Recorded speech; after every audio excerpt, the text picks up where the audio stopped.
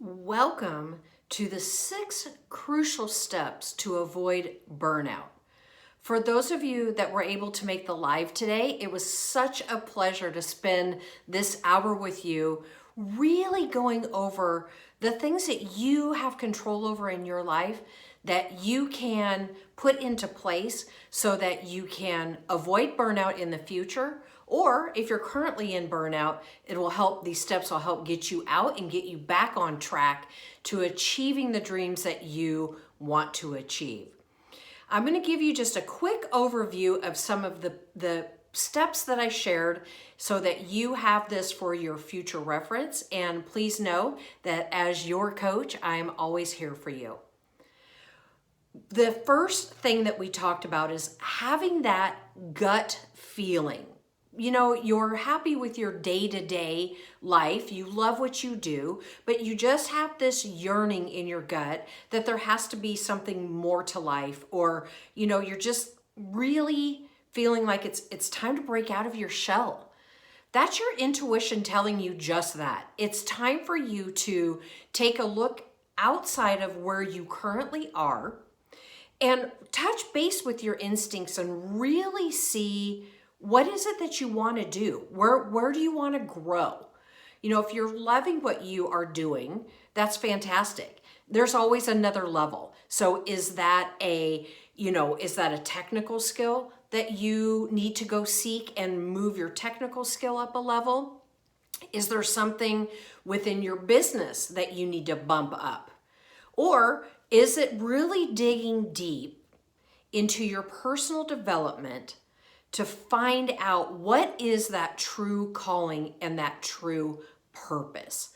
So just take a moment and really listen to that gut feeling. The second thing that we talked about was, do you have a lot of debt? You know, a lot of times, when we have this debt, we go from working because we love to work and love what we're doing to going in every day just because you have bills that you have to pay or debt that you've accrued. You're not alone. Everybody's done this. This is a normal progression of what we in the United States in particular go through, right? We're taught that you've got to go into debt to build your credit so that you can buy a house and, do all of these things. But that may be true, but you can also get control of it. So I just shared with you some practices that I've learned that have really helped me out, so that I can get to a place, and you will get to a place where you're working because you love what you do and not simply because you are trying to pay your bills. So for those of you that may have missed it, the first step is to get that bank statement out, go through it, list out all of your expenses. So you need to know what credit cards, what loans that you have, what is the balance, and then what is the monthly payment, the minimum monthly payment. Once you have that complete list, now list them in order from the lowest amount owed down to the most amount owed. And you're just simply going to focus on that very first payment. So let's say you owe $1,000 on a charge card, right? And your monthly payment is $25 a month. How much more can you put towards that payment each month so that you're not just paying the minimum amount? We want to bump it up and really make a commitment to get that one paid off. So let's say you decide you're not going to go get your coffees in the morning anymore. So you have an extra $75 a month. So you're paying $100 a month towards that first charge card. Now, once that charge card is paid off, you're going to take that $100, the $100 that you were paying towards that one, and roll it into the next one. So you'll pay that payment plus the $100. So you're not paying out any more, but you're going to start this rolling momentum going, right? It's so exciting, and it's amazing how uplifting it is when you have one card paid off or one debt paid off. It just, this amazing lift. It's like the block on your shoulder is lifted and you just feel lighter and you start to get excited that you're making momentum.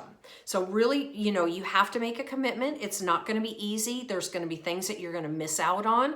But if you're truly, truly committed to living your life to the fullest and keeping yourself out of burnout and really giving yourself the freedom to do what you want to do, you've got to get yourself out of debt and really commit to it.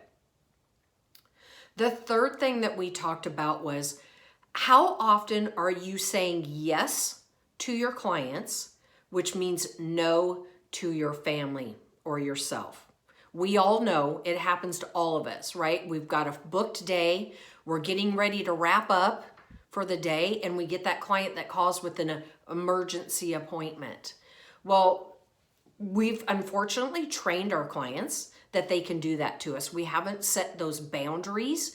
So make a commitment. If you're going to work 9 to 5, those are your hours. And remember that every time you say yes to your client on your off hours, you're saying no to yourself or to your family. And, when you're building your clientele, this may sound like a great idea, but it will quickly catch up with you, and you will soon find out that you're working way more hours than you ever intended. Your clients aren't going to respect your life. They don't know. So when they call, it's normal for them to ask. They don't know. So it's up to you to say, I would really like to get you in today. Unfortunately, I'm booked. Here are my openings. What will work for you? And really, truly, any client that gives you pushback on that is really not a client that you want. We've got to train them that we have boundaries.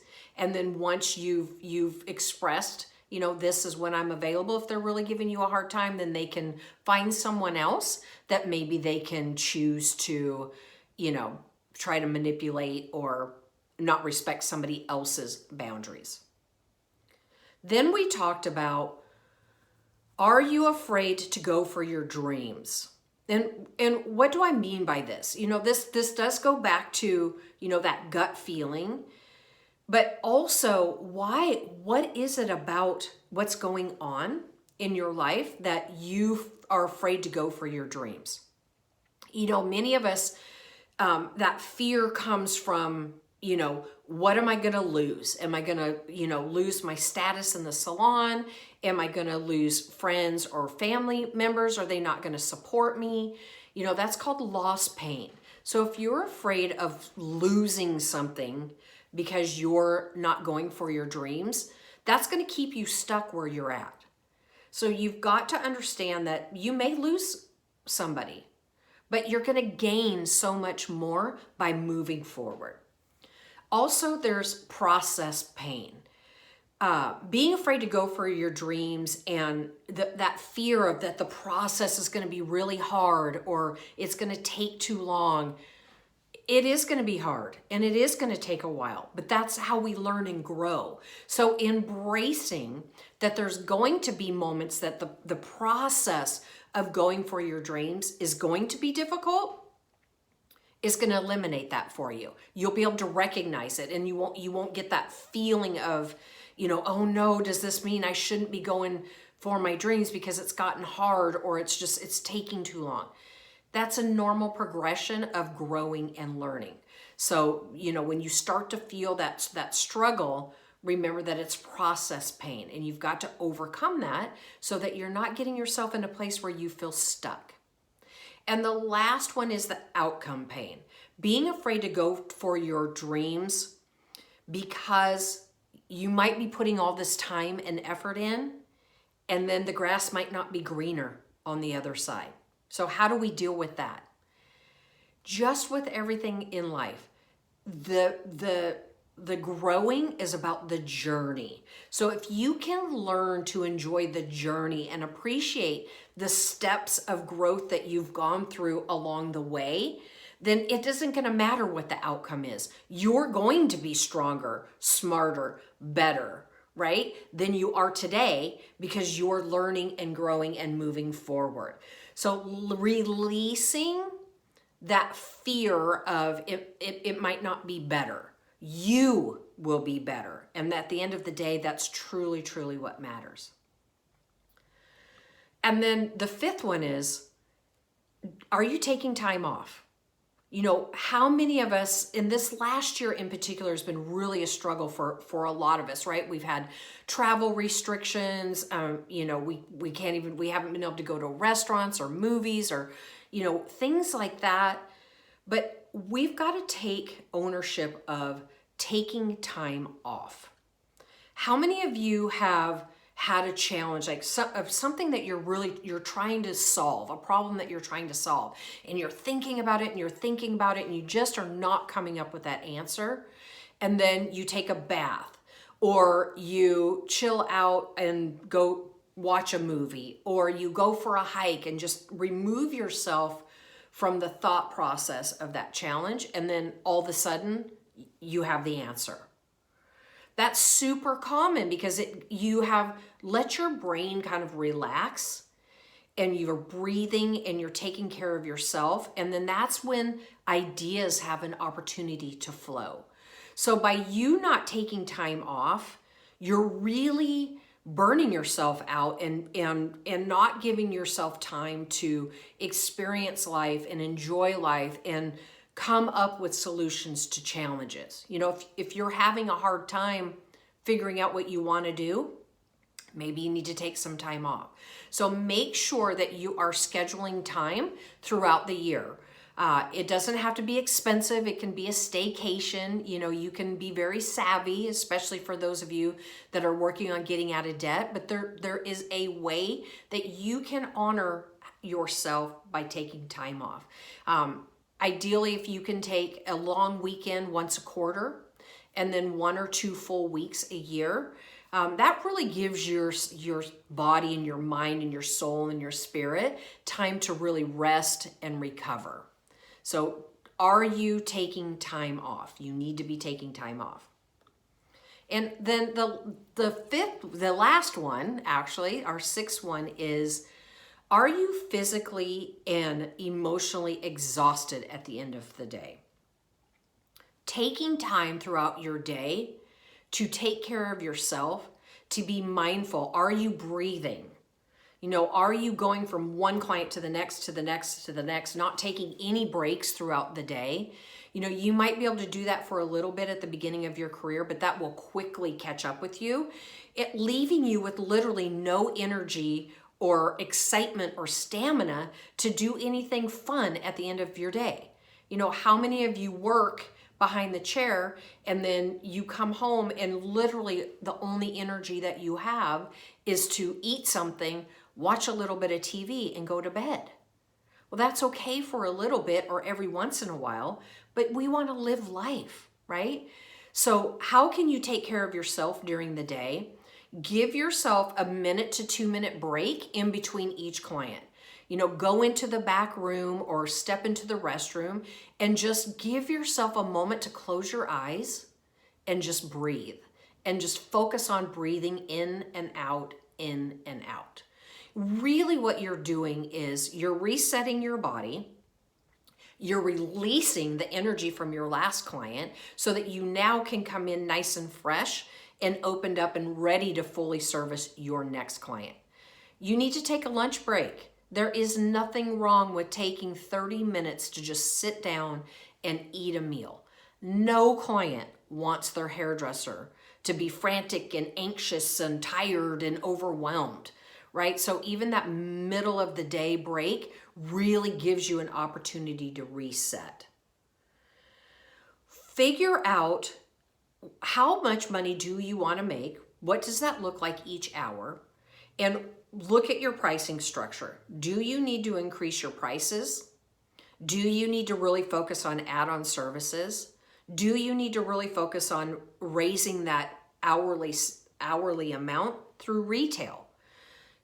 Take a look at what you have and, especially with retail, working smarter, not harder. I really hope that you have enjoyed these 6 crucial steps to avoiding burnout or getting out of burnout.